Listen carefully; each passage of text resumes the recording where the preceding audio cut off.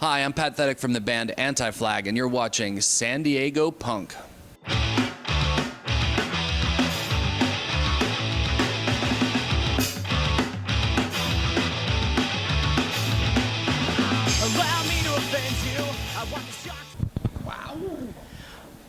What's going on? This is Mitch Mcsteamy with San Diego Punk, and I'm here with Pat Thetic. How's it going, buddy?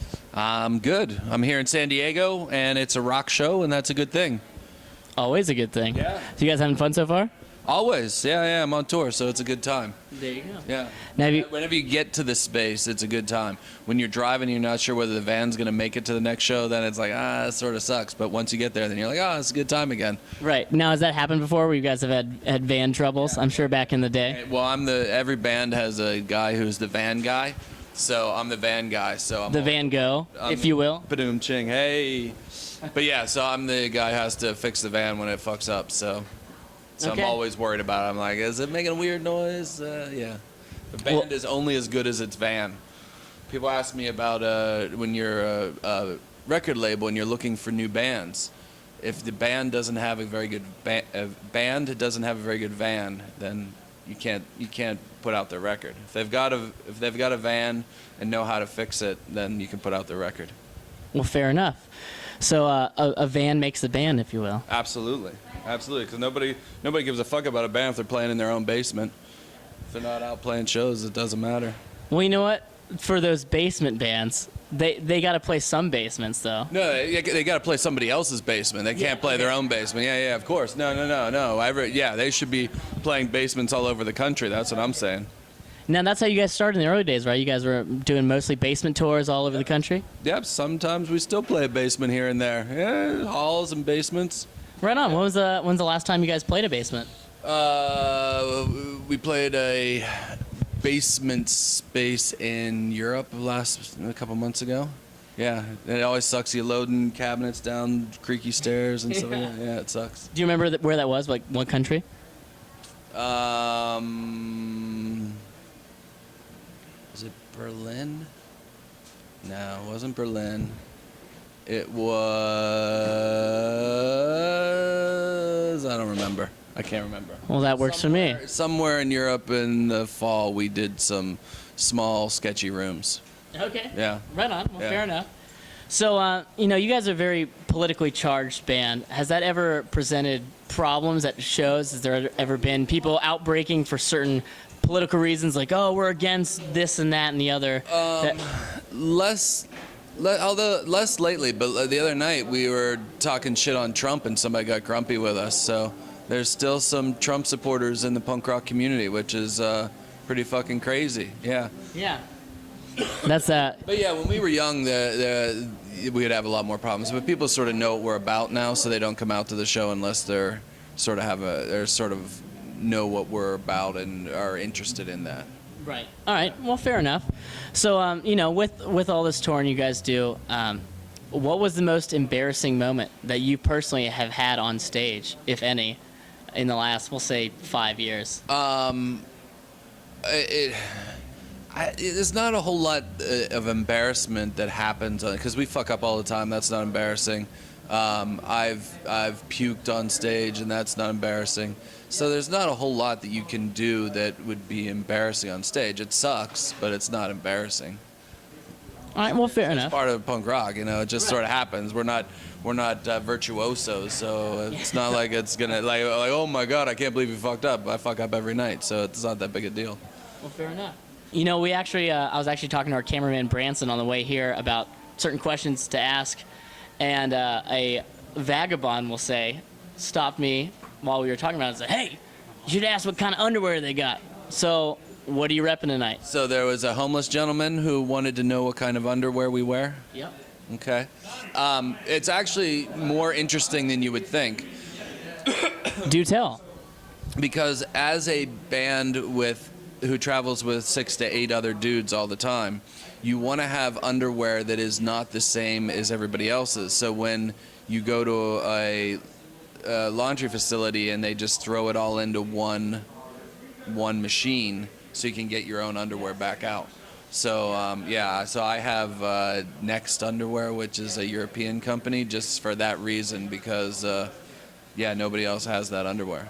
I used to have like Target underwear and shit like that, but then you never get it back, and you never know whether you're wearing somebody else's underwear, and it's creepy. So Now, do you guys do anything like color-wise to try to differentiate? It was just brand. mine are all black, so it's just all black all the time.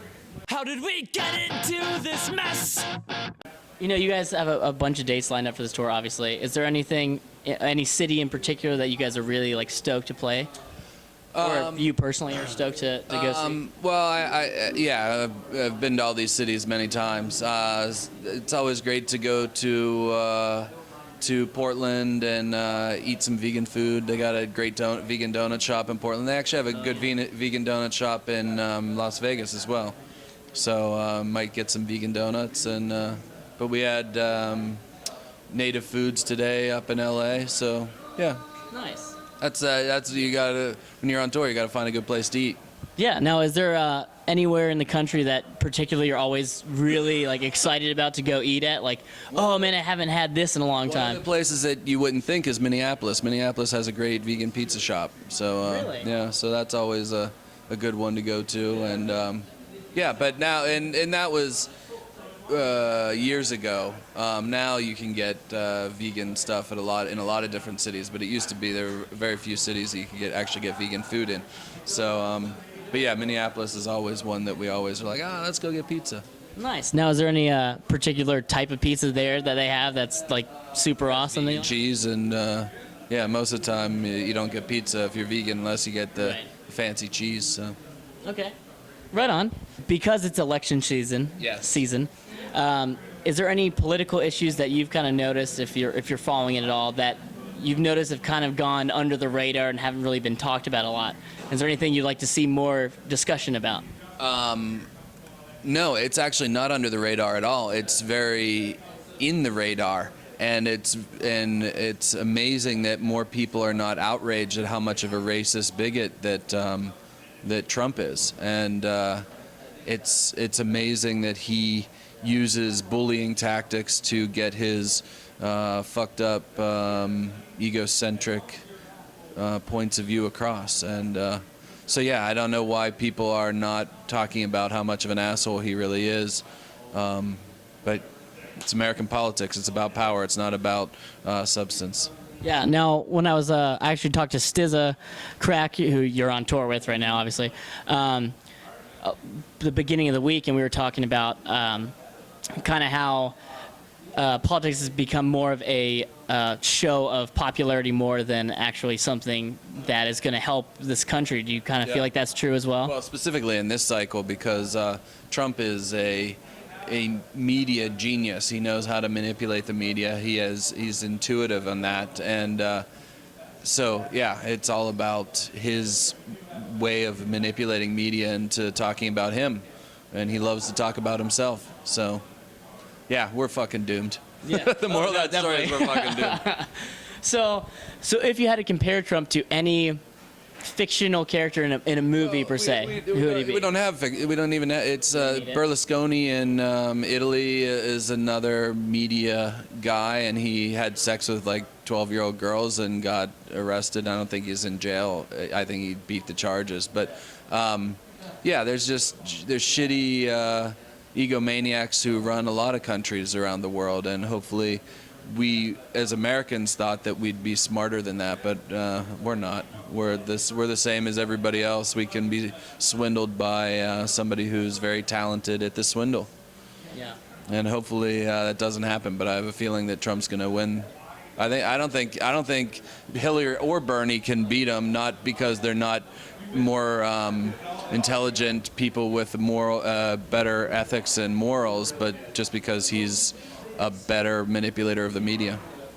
When sometimes that's all it takes too. Yeah. It's definitely all it takes. It's definitely And in 2016, that's what it takes. Unfortunately. Yeah, and it's if you look at the Republicans have been with the Rush Limbaughs and those people have been creating this idea of it's okay to be racist, it's okay to hate gay people, it's okay to be an asshole, And now they've created a candidate who has embodied all those things, and they can't control them. And on some level, it's fun to see the Republican power structure freaking out because they can't control him, and he's going to get elected, and they're going to really have a struggle on their hands to maintain their power with a candidate like Trump in the office. Right. Well, fair enough. So, on a lighter note, I guess, do you have any parting words for the fine people of San Diego? I don't know. There's that big military base on the way down. How does that work? Do people just accept that's here? I guess we kind of turn a blind eye because most of, San Diego people are too hyped up in, Yeah. whatever else they're doing. San Diego's pretty right-wing for the rest of California, right? Right. Yeah. Very much so. Well, get in the streets, fucking change that shit. There you go. You heard it here. Get in the streets. Fucking change that shit. All right, I'm Mitch, and this has been an interview with San Diego Punk with Pat Thetic. Have a good one.